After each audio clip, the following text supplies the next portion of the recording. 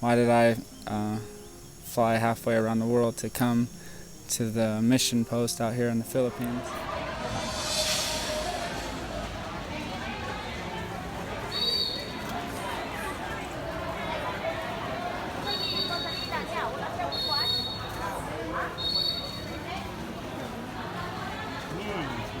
I made it. You made it. My answer is that Mike, he had visited the church in Needles about, I don't know, was it 2 years ago or so? And I felt a strong impression that, I could possibly maybe go do missionary work and just see. I just felt impressed, that maybe that's something I'd like to do. And it led up to about 2 weeks ago, and with a lot of different questions, and I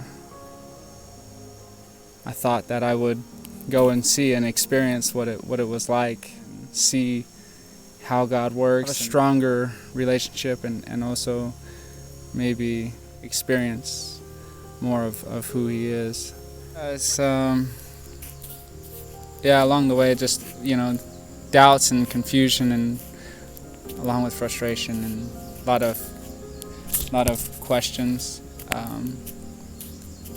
uncertainty, and I finally, like I had said, I come up to about 2 weeks ago, and more so a month ago, after talking, sharing with others, and I just felt, I think it'd be good to go. I could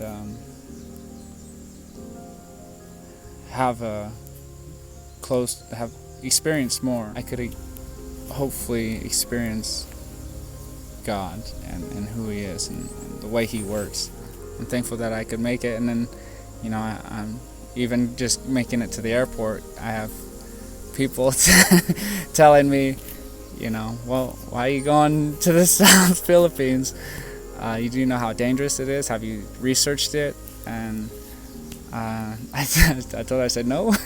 I had a bit of an idea though, from the time Mike and his wife and his family, Mike and his family had visited Needles Church.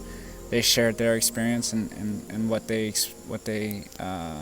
deal with, and the people and the war and all these different things. But none of that never really had, I guess, an impact on me. It didn't really frighten me much. Maybe that's just God,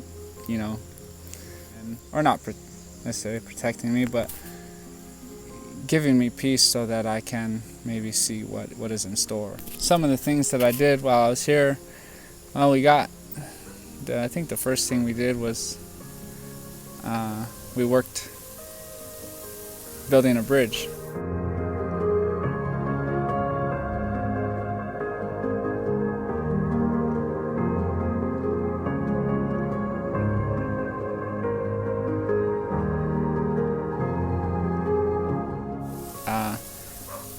They didn't put me to work, so you don't have to worry about that. I volunteered. I wanted to experience it. I wanted to see what life was like. Like Mike had even said, it's a lifestyle. It's not just it's not just a job. It's just you're not just doing one thing. It's all around. It's a whole lifestyle. And I felt like God impressed me to go out and do these different things, because it gave me an opportunity to really connect with some of the people on the mission post, the tribal people, and they're really, they really are awesome people and very hard workers. So the first thing I did was help build a bridge. It's a little bridge, made out of bamboo, and one of the guys is running around with bamboo on his shoulder, and he made it look very easy.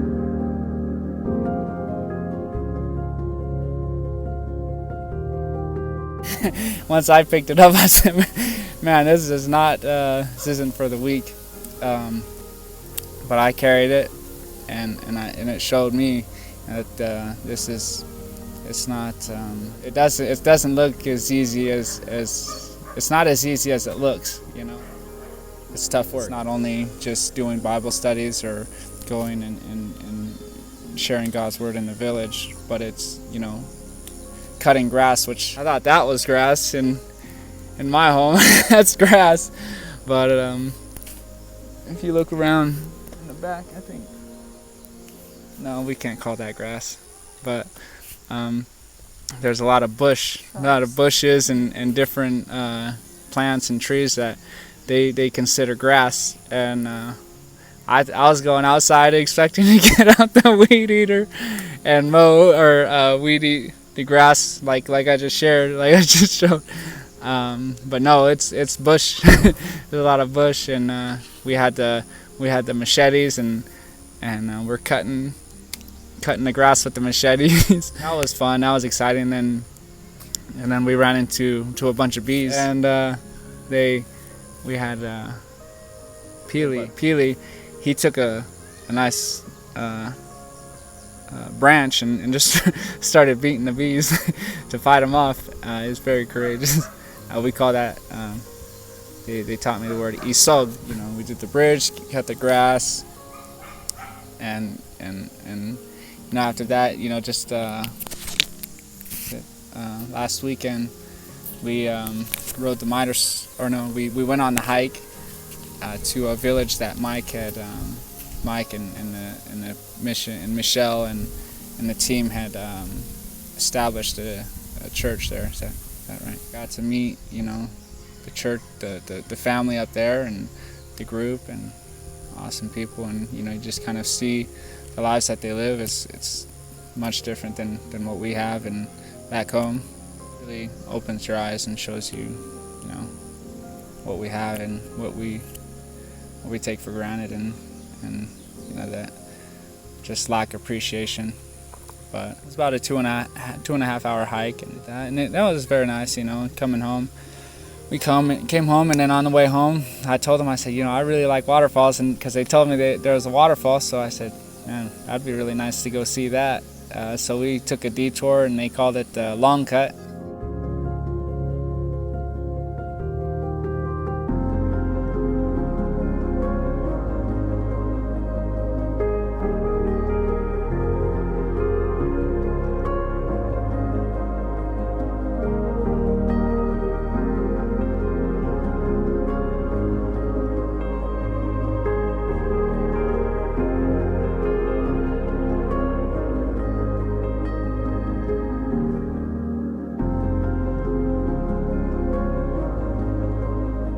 You know, we took a long cut, and we went and see the waterfalls, and you know, also along the hike, I took a couple falls, which was fine.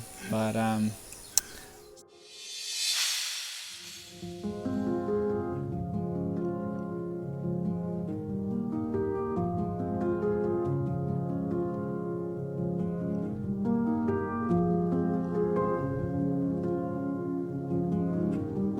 so, yeah, you know, it's nice to see the waterfall and the beauty of the Philippines and God's creation.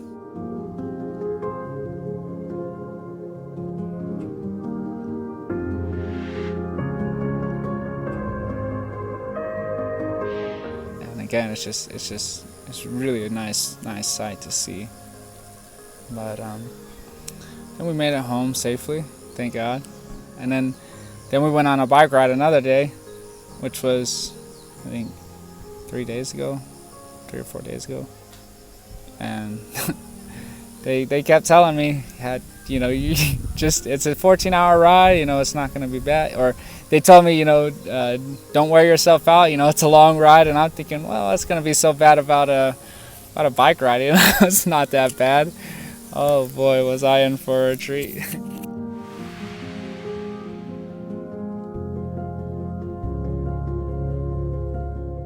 That was a rough ride, and really, I really have a lot of respect for the missionaries who have to go out and reach these villages on some of these trails, because they are very rough, and they're slowly getting new roads in, but a lot of it is still rough, and it's and you can definitely feel that it's rough, because that's a rough ride.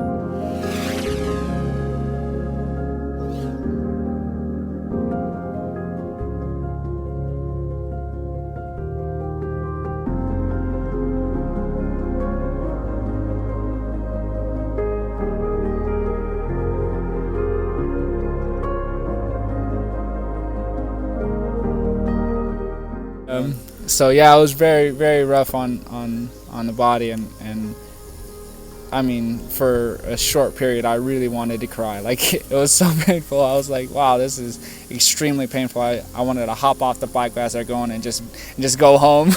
I was done and over with that ride. I was like, and I couldn't. I just am amazed, and wow, really, really.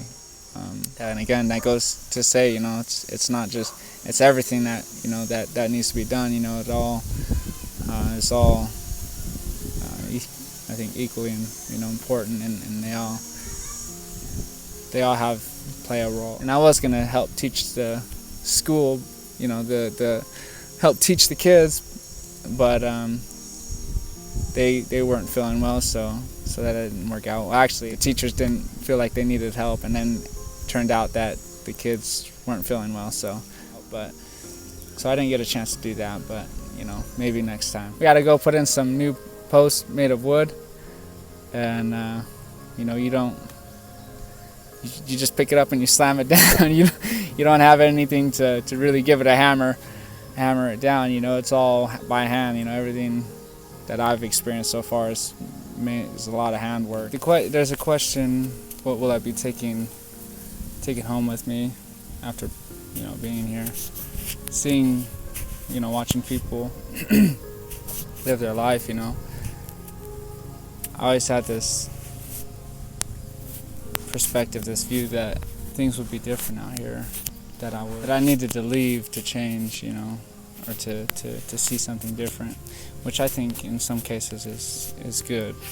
But for this particular area, I'll be speaking, watching Mike and the family live their life and see that they have struggles too, that everybody else here on the post, they're human, and I think I forget that sometimes. I forget that people, that I'm not the only one who has these issues, and it opened my eyes, and I think God told me or showed me that through watching everybody and seeing how their lives are lived, and the struggles that they face, and frustrations that they might have, that I'm not the only one.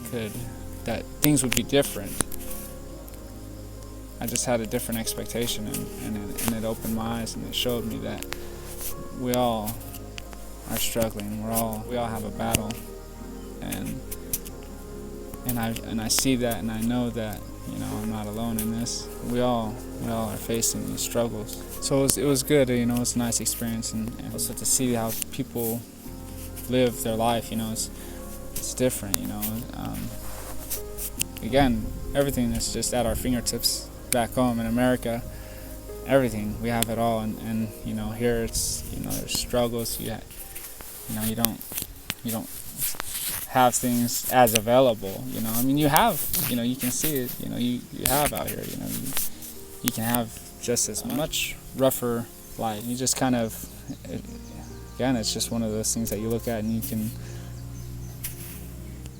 that we need to appreciate what we have, and thank God that for His blessings. He blesses us all, and people out here, they can, they're blessed too, but life is lived differently. Just not everything. They don't have everything right at their fingertips. So it's really just been,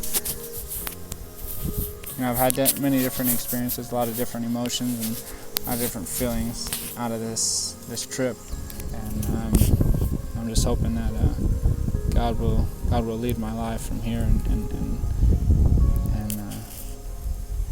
just continue to be with me and help me and guide me.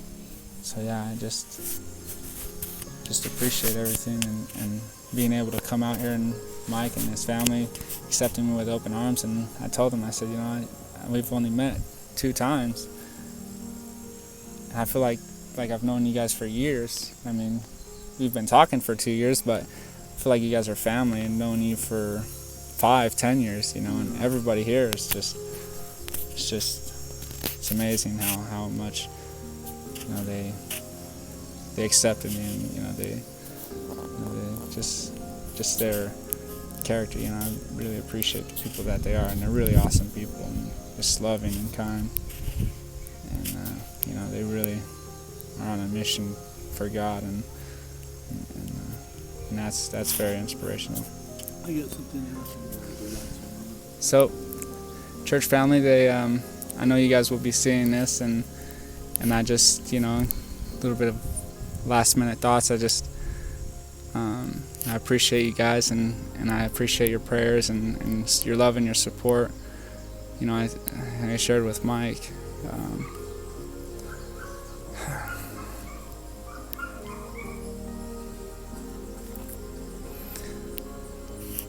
I think without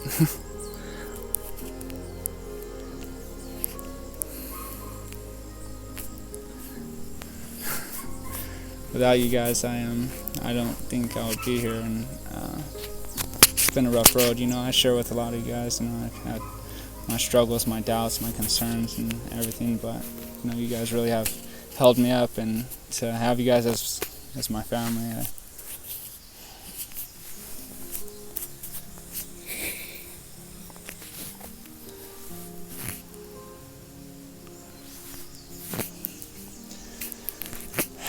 I really appreciate it, and I want you guys to know I love you, and I miss you guys, and thank you for your prayers, and I just ask that you guys would continue to lift me up, because I don't want to give up. It's been very difficult.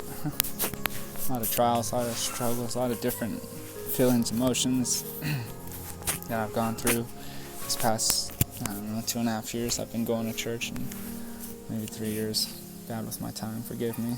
But, I don't want to give up, and I really appreciate you guys for all that you've done, and being there for me, and not giving up on me, and just really the love and the support that you guys have given me. It means so much. And I'm thankful for God that He's blessed me with such a wonderful family. So I just want to say thank you, and I hope you guys